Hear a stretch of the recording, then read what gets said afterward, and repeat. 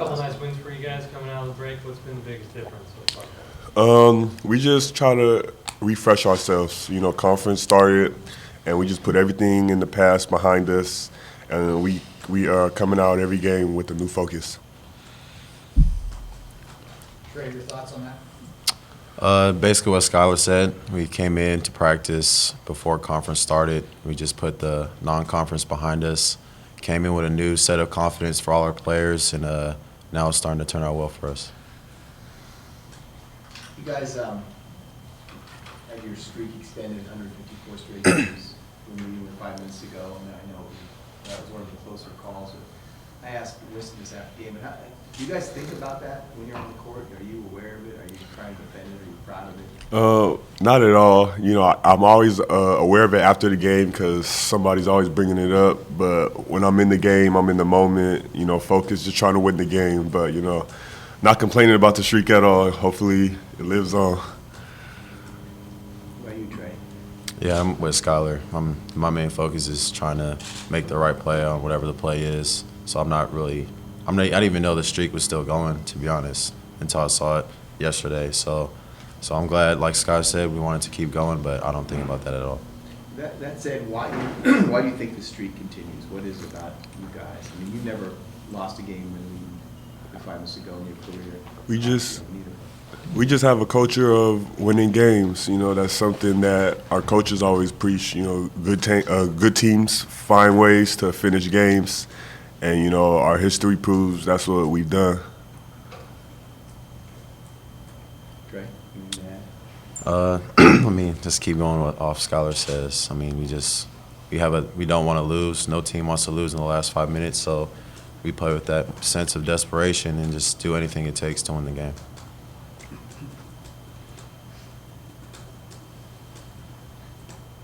Trey, if you don't mind, maybe just talk about your opponent coming up this week and what you're looking forward to. San Jose, they're a good team. They got a lot of young players that have a bright future ahead of them. So it should be a good game, and we're looking forward to playing them.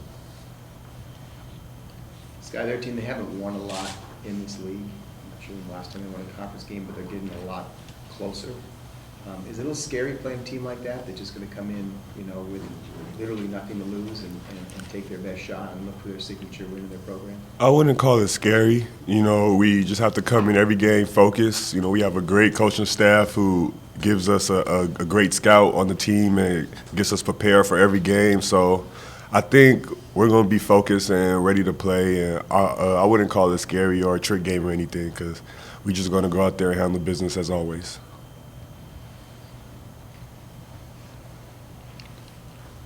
Anything else for the student athletes? Trey, real quick, your thoughts about playing at home. I think I read in the notes there's only one home game in about a 19-day stretch. So how comfortable are you and how excited are you to get to be playing at home? Playing at home is always good. We have some of the best fans that always give us a boost when we're down in games and stuff like that. So we cherish every home game, and we know with the big road stretch we have coming up that every home game is crucial for us. So we look forward to them. Skylar, same question.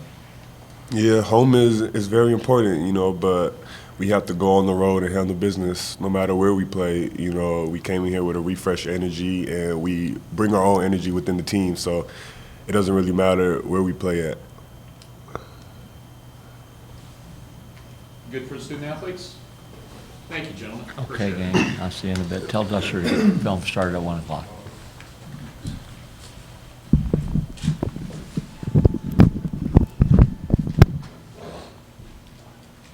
I would ask that we first deal with San Jose State with me also, and then we can get into the other part later. So let's talk on San Jose State first, and I'll take any questions regarding them.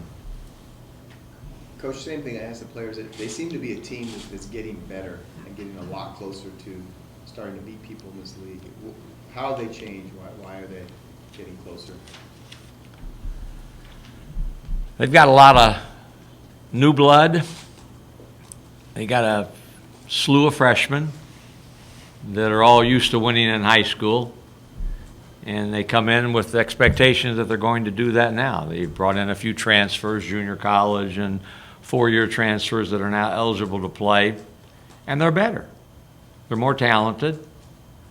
They're more cohesive. And they expect to win. They've had some moderate success by most people, but for what they've had in the past, they've had pretty good success in non-conference play.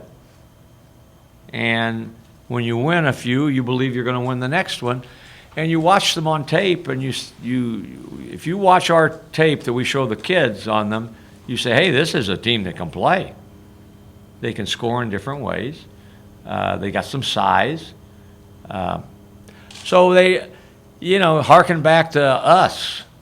In 99, 2000, our first year, we didn't win a league game. That's a little bit like they were when this staff came in. And then the second year, all of a sudden you win a game and you think you can win the next one. So they'll win some games. We can't let it be us. And they're capable of winning. They beat the University of San Diego, who beat us. Enough said.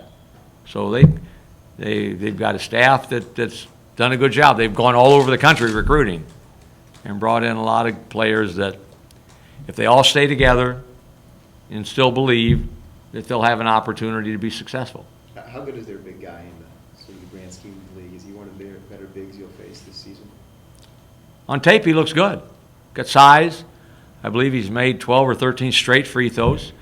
He's got almost a double assist-to-turnover ratio, I think, in the post, which most bigs don't do. He has the ability to step out and shoot the 15-footer to the three-point range. So he looks like he's a guy that you better be able to say, Skyler, you guard him, and hopefully we won't need a lot of help. But we found in the Utah State game that we labored when we had a guy that stretched the defense and took you outside a little bit and then beat us off the bounce. So hopefully we learned a little bit in that game how to guard a guy when he goes outside, a big guy. Steve, your players mentioned being refreshed, having a renewed energy. Obviously, it's a new year, but you're starting your conference play. How do you assess that? I think if you look back, we were all disappointed at 7-6 in non-conference play. That's not what we have grown used to seeing for San Diego State. 3 home losses and hasn't happened in forever. And we've talked about it. And we came back and we talked as a staff, and I said, we gave them 2 things, two bullet points each. Each player I met with and said, these are 2 things that I would really like to see you get a little bit better at. Put it on a 3x5 card, keep it in your locker, look at it before every game, and we have to get better. Our practices have been better. They've been more spirited, but they've also been more disciplined and technical, and our form and technique and execution has been better, especially at the offensive end. And doesn't always pay dividends right away, but if we stay the way we are, I believe it will. We shot 50% in the first half at Utah State. We have to do that for a game now. And we're rebounding the ball better. It's obvious. And some say, well, it's the opponent. So we have to continue to do that. We have to continue to do the things that have allowed us to be successful. But you usually play the way you practice. And our practices have been more consistent. We haven't turned the ball over as much in practice. That's obviously an important point. So refreshed. We talk about three phases to your season: non-conference, league play, tournament play. So we're writing our second book. I've told them that. Chapter 3 we're on now, 18 chapters. And we've got 2 pretty good ones so far, and hopefully we can continue it. Anything else on that? I will also say our crowd for the Wyoming game was really, really impressive. For students not being here, we went to Utah State, and I think it impacted them that they didn't have the boisterous crowd that they did when we played there 2 years ago. our crowd was sensational against Wyoming. We need that tomorrow against San Jose State. It helps you. So we're very aware, but also very appreciative for those who are coming and cheering. Steve, you mentioned the bullet points. What's been the biggest difference with Winston Shepard the last couple of games? I wish that I knew exactly. Obviously, he's played better. Just look at his numbers. Winston, when he just takes a deep breath and doesn't get caught up in how many points do I have, he can play. If he plays for others, which we talked about. If you go out saying, what can I do for somebody else? At both ends of the floor, it usually comes back and pays dividends for you. And I think he's done that. I know he's done that. He's a gifted passer. We've thrown him the ball a little bit more in the low post, and he's made some pretty good plays out of it. Still needs to finish better inside. He reminds me a little bit of Marcus Slaughter when Marcus played. Marcus led the league in rebounding, but most of them were rebounding his own missed layups.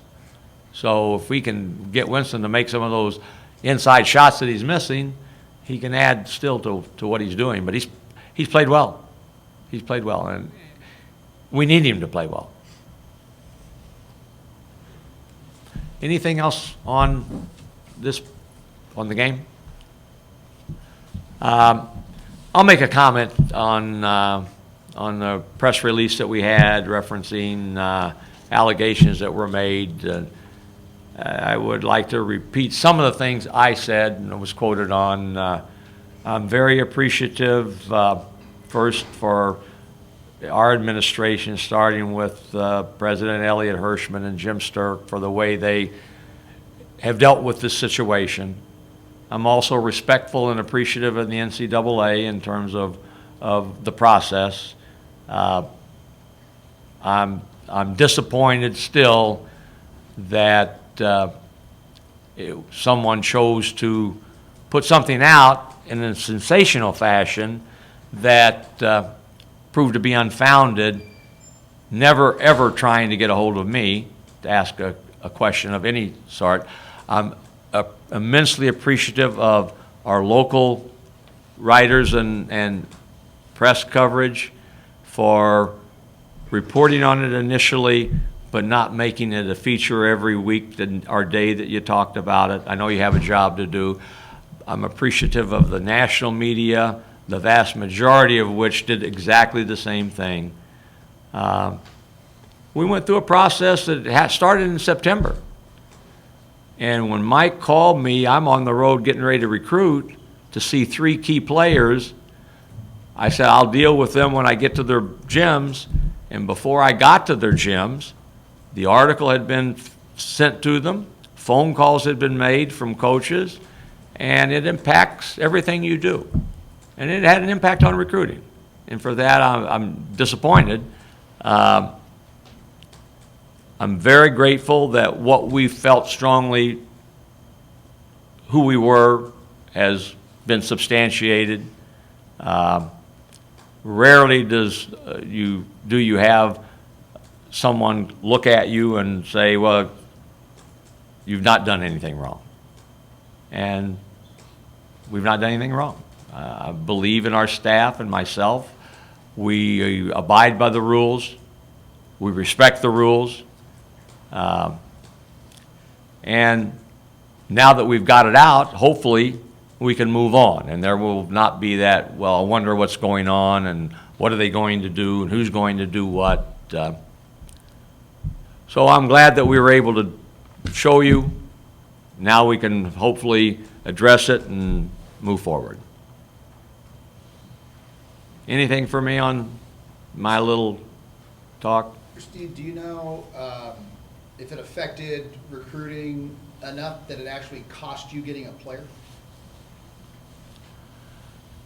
I don't know for sure, John, that it did. I had one of the coaches of one of the players that we were after that we thought we had a great chance at. He told me he thought that was a difference. The player said no, but he told me that he thought that he was coming until this came out and lingered and stayed there. So it's never helpful. It's never helpful. And the unfortunate thing is, allegations can be made by anybody, at any time, any place.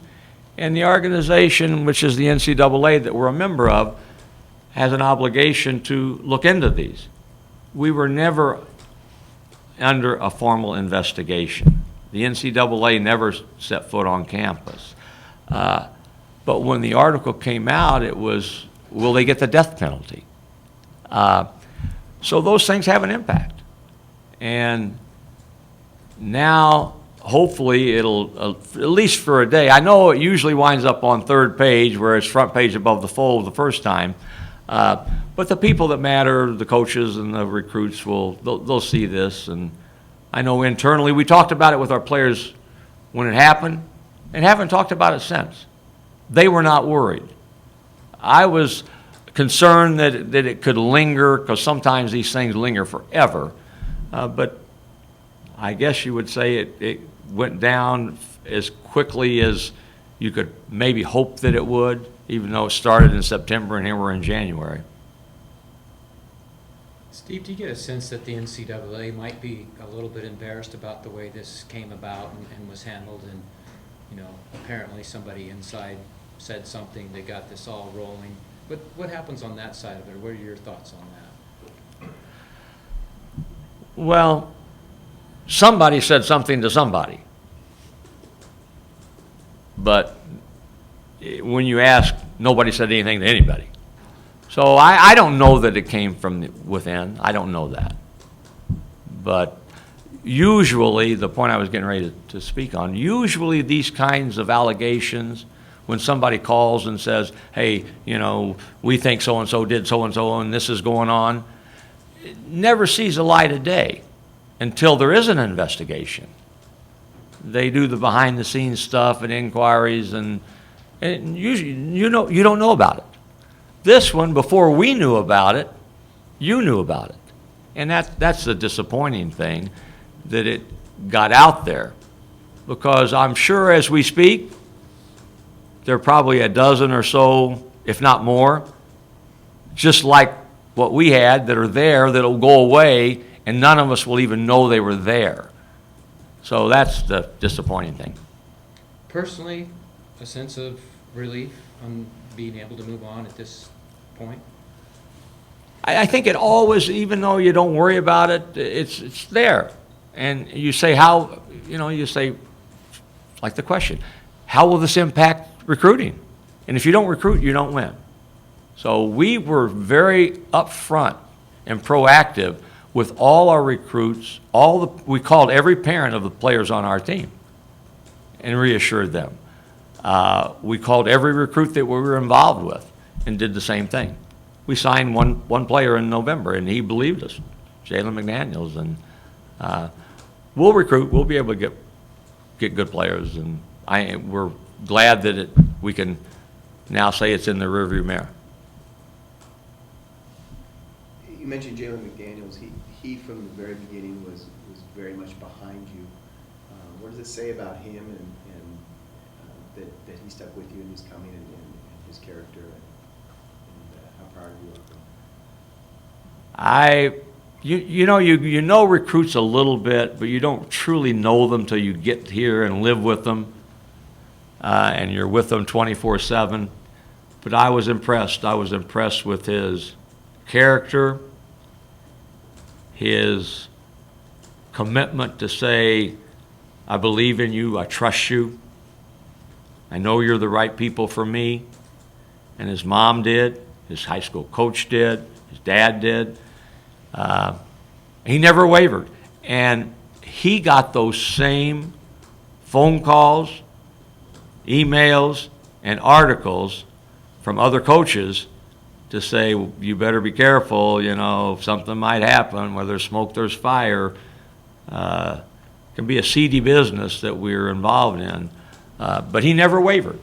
And for that, it says a lot about a young high school player. Did you front, any other coaches or coaching staffs that you knew approached players you recruited and recruited negatively against you? No. I didn't say, show me.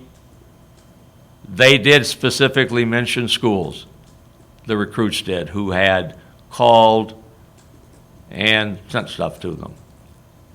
I didn't say, can you show me your phone where they called you? So no, I got too many other things to worry about, so I did not do that. Disappoint you that this is how college basketball works sometimes? It's disappointing, but it's not surprising. It doesn't surprise you. Shades of gray are there. And the first thing that people say to cover themselves when they lose a recruit is, well, you know what they had to do to get him. I mean, it shouldn't surprise anyone when somebody says it. And if you were to say something, I would never say that about you. That would be the response that the coaches would say. I never said that. So you better worry about getting ready for your next game and getting ready to get your next recruit, rather than how can I get even with so-and-so at that school? What can I do on him? How can I get you to call somebody to write something that they might be doing this? You can't do that.